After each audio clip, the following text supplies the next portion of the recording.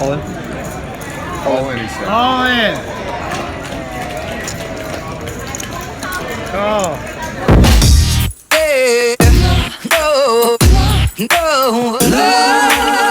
Ollie!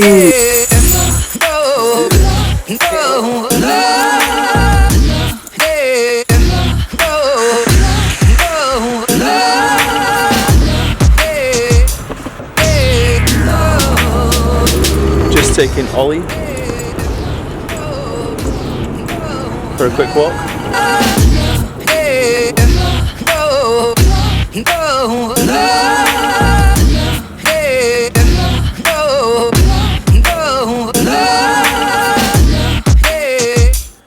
So it's 9 a.m. I'm actually in Florida right now. I'm here for another 10 days. That's why it's so freaking nice outside. Alex, my girlfriend, has just taken my beautiful 2.5-year-old daughter to school. Like, she has a little day school she goes to over here. She loves, and I have a podcast to do.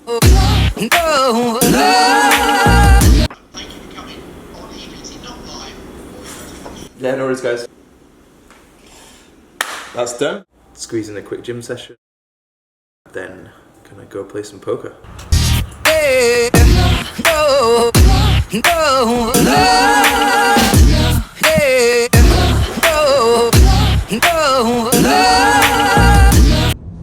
So I'm heading down to Pompano to play a bit at the Isle Casino, which is one of the casinos I normally play down here. Sometimes play at the Hard Rock, but I like the Isle. It's kind of weird. The games run like super early. People like to play poker early over here. I think they like to play golf. I play a bit of poker, and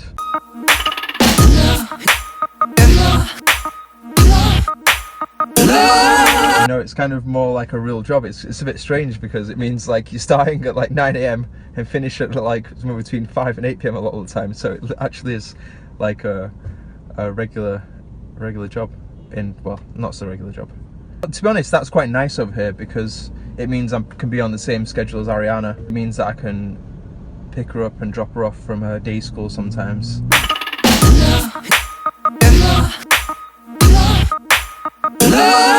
I've been playing poker professionally for, it's going to be 10 years next year.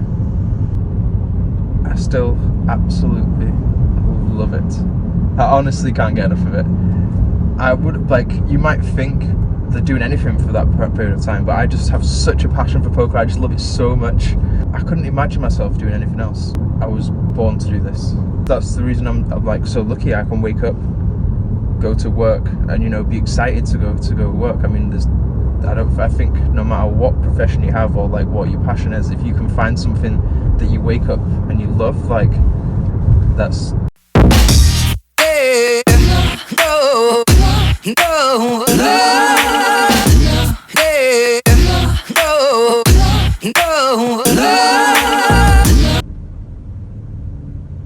that doesn't sound good.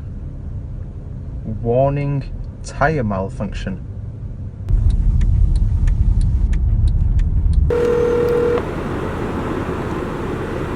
Hey. Hey. You okay? Not great. I mean, look how... Fuck. We have a situation, we have just broken down, and the tire is... So there should be a spare tire here, I think.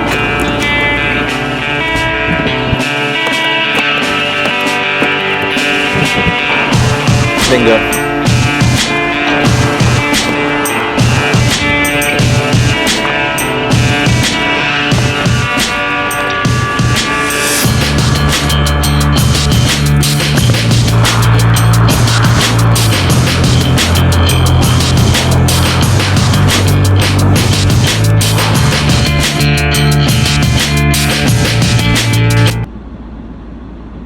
I did it. I totally did it. There's very little in life that makes you feel like more of a man than fixing things, especially something like car related. You feel good. Everyone had faith, right? We finally head into the Isle Casino to play some poker.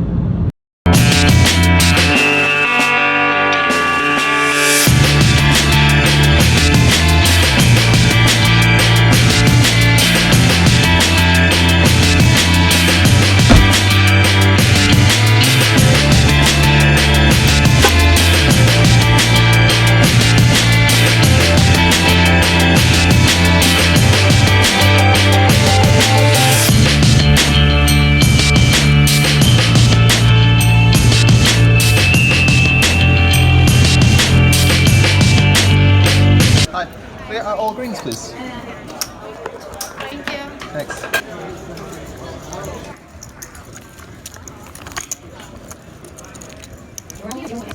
Hi, Jake.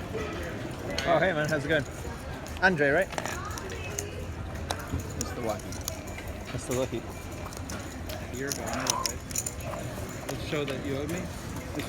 So, in these poker sections, I'm going to be doing a bit of commentary and chat about the games and general stuff. You got a real hand there. I almost bluffed at it. I did not have a real hand. Wow. Depends. Makes my shows pretty good then, huh?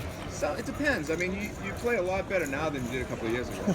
So a couple years ago you would have snapped. I would have snapped. Yeah, a couple yeah. of years ago. That's actually a pretty accurate assessment. Yeah.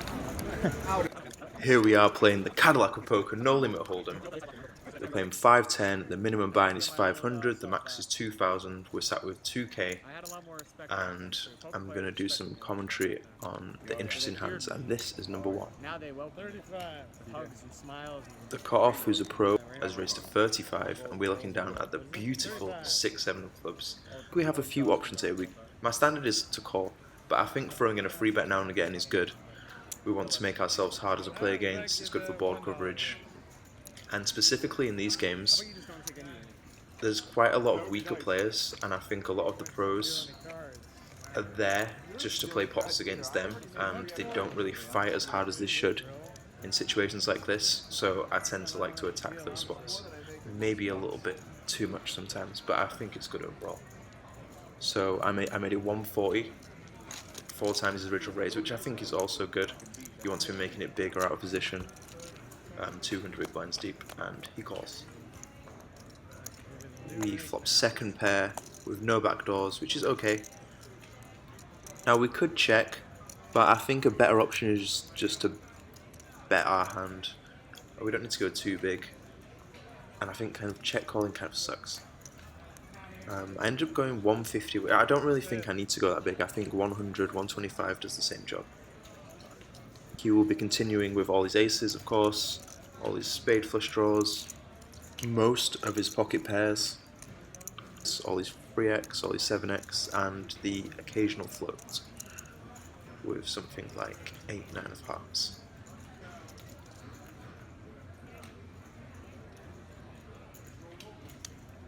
He calls.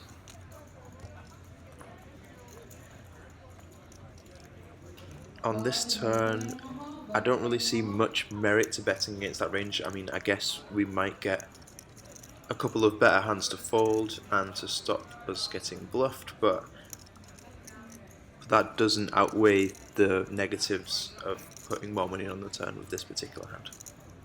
And to be honest, I'm probably done with the hand at this point unless we improve. Or I make a soul read.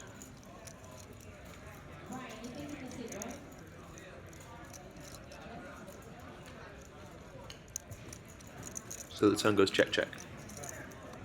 And the river's the pretty damn delightful 7 of diamonds, giving us pretty much the nuts. Now, it might not be the actual physical nuts, but we have the effective nuts. Think a little bit about the hands that can beat us. I don't think any of them get to the river this way. Ace 7, pocket 7s, pocket 3s, all either bet the turn or raise the flop. Pocket queens doesn't raise the flop, but it definitely bets the turn. No stronger hand checks back the turn. He could maybe have pocket aces, but even then, at some frequency they would either 4-bet pre-flop or bet the turn. King 7, which we lose to, folds pre-flop, and we chop with all of the 7s, so it's so hard to be behind. We could have bet the river, just to get a call off any ace. The majority of hands worse than an ace will most likely fold, and when we check, we give him the chance to bluff with some of his flush draws or floats that decide to check back the turn to try and represent a weak ace. And when he has an ace, we give him the opportunity to value bet and potentially make a hero call.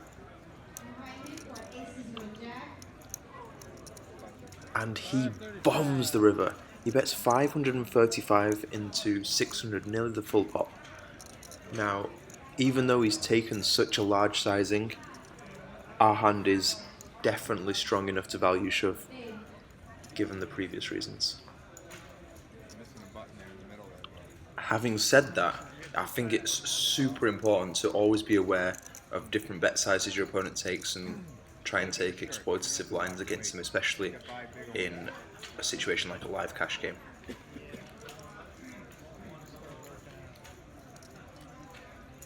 So after a bit of a Hollywood, we go ahead and stick it in.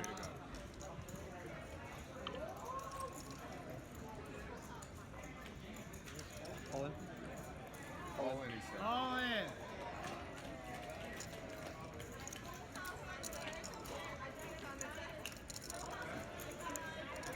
Oh.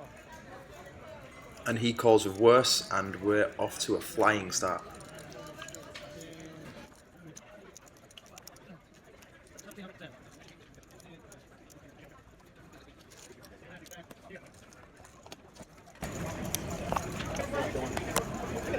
You fold every time? No, I have nothing in there. Tournament. If you do get belted, you need to be prepared to rebound. 35. He's not coming back in yet.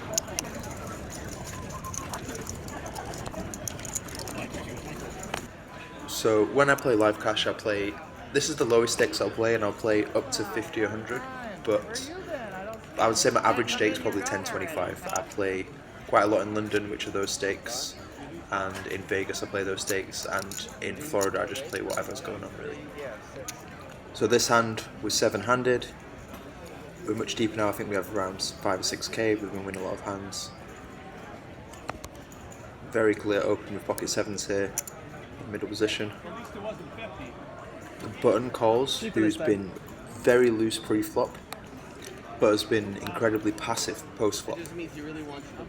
And now the big blind makes a very small free bet to 100, and in this spot, this player is incredibly nutty pre. This is the first time he's free bet, and I honestly think his range literally could be kings plus, but we have a great price to call, so we come along and so does the button. So we flop bottom set on a very wet board, and the big blind instantly checks to us. We have a very clear bet here, both for protection and value. There's a lot of bad turn cards, and there's a lot of worse hands which we'll definitely call. It's good to slow play sometimes, but I don't think this is the situation, and I can't find a good reason for checking. Now the button has gone into the tank, which is already a little worrying as he generally acts quite quickly, and he ends up raising us to 650. And given how loose he is pre-flop, he has way more flushes than a more orthodox button range would have. I cover both of the opponents here. The button has around 3,000 behind after this bet, and the big blind has around 2,000 total. The action's now on the big blind, and he appears to have a decision. He eventually calls, and we're put in a really weird spot now. So the big blind incredibly likely either has an overpair, probably with a heart, or maybe like a flop nut flush. Now the button, I think he would have free bet pocket jacks before the flop, and there's just 0% chance he's bluffing here. So we're left with pocket 8s, a couple of combinations of 2 pairs, and a lot of random flushes, and 9-10 for a straight. Given how deep we are with the button, I don't think it would be good to try and get it in now, and we're getting a pretty good price, so I think calling is the best option. Unfortunately, the turn does not make us a boat. The big blind checks, I check, and the button instantly moves all in. The big blind thinks for a minute and calls all in, and then we have a very easy fold. Even though I don't know why it took so long, it's a snap fold for sure.